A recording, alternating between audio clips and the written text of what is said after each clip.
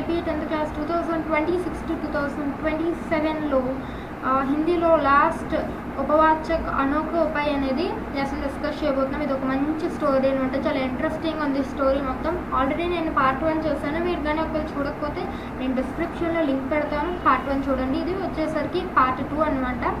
So let's continue our story.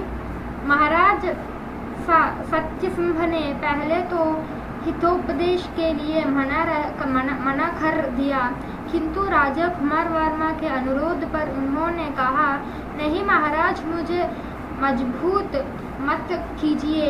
मैं धोबी हूँ तो धोबी होता है, उसे हितोपदेश करने का कोई अधिकार नहीं होता। मैं आपके एक घटना सुनाता हूँ। मैं एक बार अपने अंगर सेक्शन के साथ इसी तरह अपवन में छात्र कर रहा था। तभी मुझे राजमाता के पास जरूरी बात करने के लिए जाना पड़ा। मैंने आंगरक्षकों को अपने लौटने तक वही खड़े रहने का आदेश दिया था। राजमाता से बात करते करते रात हो गई। वहीं पर मैंने भोजन किया, सो गया। अगले दिन सुबह उठकर देखो तो खूब बारिश हो रही थी। सेवकों ने बताया कि देर रात से बारिश हो रही है। जब मैंने उपवन लौटकर देखा तो आकर्षक उसके स्थान पर भीगते हुए खड़े हैं। मैं बातचीत में इतना निमग्न हो गया था कि अंगछात्रों को जाने के लिए भी नहीं कर सका। यह मेरी भूल थी। अंत ऐसी भूल करने वाले राजा को हितोपदेश देने का कोई अधिकार नहीं। मुझे क्षमा कीजिए। సో ఏమైంది, ఫస్ట్ మొదట మహారాజు సత్యసింహ వచ్చేసరికి హితోపదేశం ఇవ్వడానికి నిరాకరించాడు. అంటే యాక్సెప్ట్ చేయలేదు. లేదు నేను నీకు చెప్పను, ఆ అడ్వైస్ ఇవ్వను అని చెప్పారు. కానీ రాజు కుమార్ వర్మ అలా అడుగుతుండగా అతని కోసం ఆయన ఇలా అన్నారు, వద్దు ప్రభు, నన్ను బలవంతం చేయవద్దు. నేను ఒక దోషికి హితోపదేశం ఇచ్చే హక్కు లేదు. నీకు ఒక సంఘటన చెప్తాను వినండి అన్నాడు. ఒకసారి నేను తోటలోన అంగరక్షకులతో ఇలాంటి ఒక విషయాన్ని చర్చిస్తున్నాను. నేను రాణిగారితో ఒక ముఖ్యమైన విషయాన్ని చర్చించడానికి వెళ్ళవలసి వచ్చినప్పుడు నేను తిరిగి వచ్చే వరకు అక్కడే వేచి ఉండమని వారిని ఉద్దేశించాను. వాళ్ళకి చెప్పాను. కానీ నేను ఆమెతో మాట్లాడుతుండగా రాత్రి అయ్యింది. నేను అక్కడే భోజనం చేసి నిద్రపోయాను. మరుసటి ఉదయం నేను మేల్కొని చూసేసరికి భారీ వర్షం కురుస్తుంది. రాత్రి పొద్దుపోయాక వర్షం పడుతుందని సేవకులు నాకు చెప్పారు. నేను తోటకి తిరిగి వచ్చినప్పుడు అంగరక్షకులందరూ తడిసి ముద్దే అక్కడ నిలబడి ఉండటం చూశాను. సో నేను సంభాషణలో అంటే కాన్వర్సేషన్లో అంతగా నిమగ్నమైనంటే వారిని వెళ్ళమని కూడా అడగలేదు. అంత మర్చిపోయాను. అది నా పొరపాటు. అందువల్ల నేను అలాంటి పొరపాటు చేసిన రాజును హితోపదేశం ఇచ్చే హక్కు లేదు, దయచేసి నన్ను క్షమించండి అని చెప్పాను అనమాట. సో చెప్పగానే అప్పుడు మన కుమార్ వర్మ ఏంటన్నారో చూద్దాం. राजा कुमार वर्मा ने महाराज सत्यसिंह के इस घटना को पूरे ध्यान से सुना। उन्हें लगा कि राजमाता ही उन्हें हितोपदेश दे सकते हैं। उन्होंने राजमाता के दर्शन किए और अपनी इच्छा बताई। पुत्र, सच कहूँ तो मैं भी दोषी हूँ।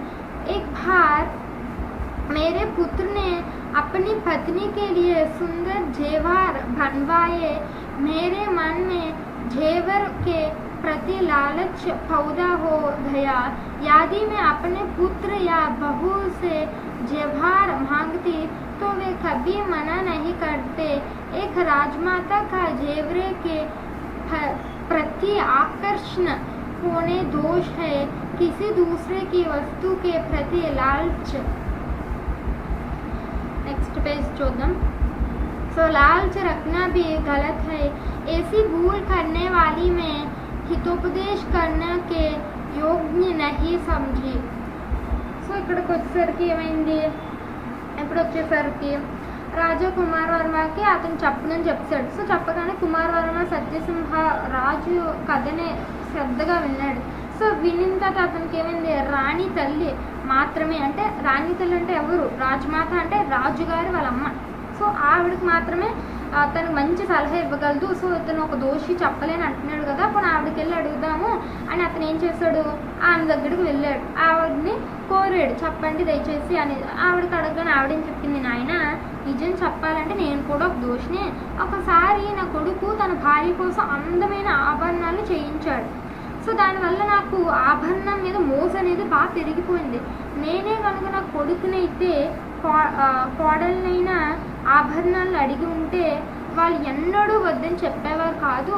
కానీ ఒక రాణిని ఆభరణాల పట్ల ఆకర్షణ కలగడం అనేది తప్పు. ఇతర వస్తువుల పట్ల అత్యాస పడడం కూడా తప్పే. అలాంటి తప్పు చేశాను నేను, కాబట్టి సలహా ఇవ్వడానికి అర్హురాలు కానని భావిస్తున్నానని చెప్పిందనమాట రాజమాత. సో చెప్పగానే అప్పుడు राजा कुमार वर्मा ఏమైంది, राजा कुमार वर्मा आश्चर्य में फट गया। बाद में राजगुरु से भेंट की और उनसे उपदेश के लिए निवेदन किया। तब राजगुरु ने कहा, महाराज मुझे क्षमा कीजिए, मैं इसके योग्य नहीं। एक बार सुधर देश से एक पंडित आया था, राज दर्शन करना चाहा। उसके पंडित की जांच करके का समय न होने के कारण मैंने राजा को यह कह दिया कि वह बड़ा पंडित है। राजा मुझे पर असीम विश्वास रखने हैं। उन्होंने पंडित को ढेर सारा इनाम दिया। आगे चलकर मुझे पता चला कि वह पंडित केवल औसत था। मेरे आलस के कारण मैं राजा को उचित सलाह न दे सका।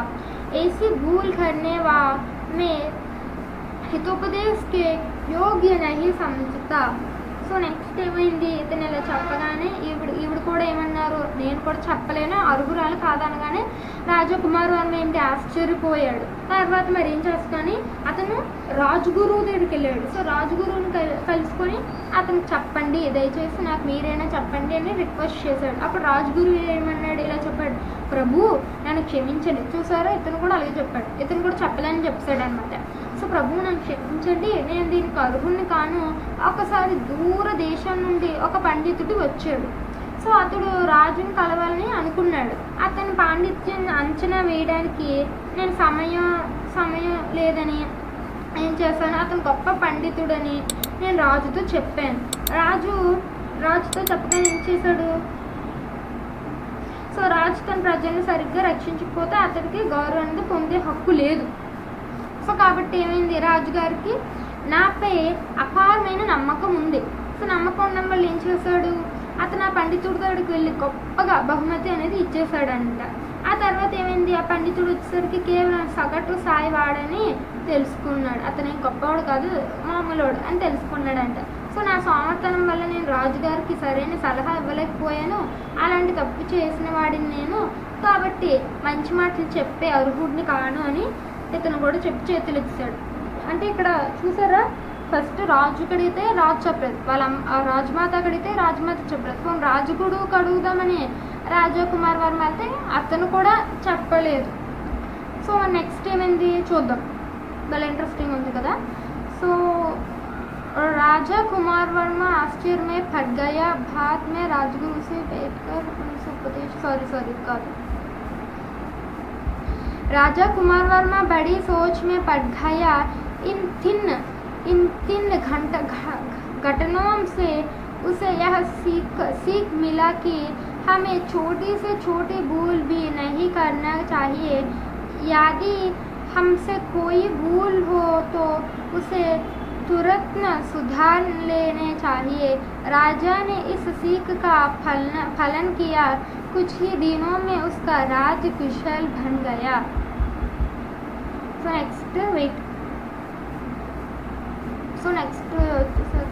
वर्ष 2012 के लिए ज्ञानपीठ पुरस्कार से सम्मानित स्वर्गश्री रावपूरी बेजवाड़ी तेलुगु के प्रस्तुत ఇదంతా కౌపరిచి ఇక్కడ ఇచ్చాడనమాట లాస్ట్లో మనకి.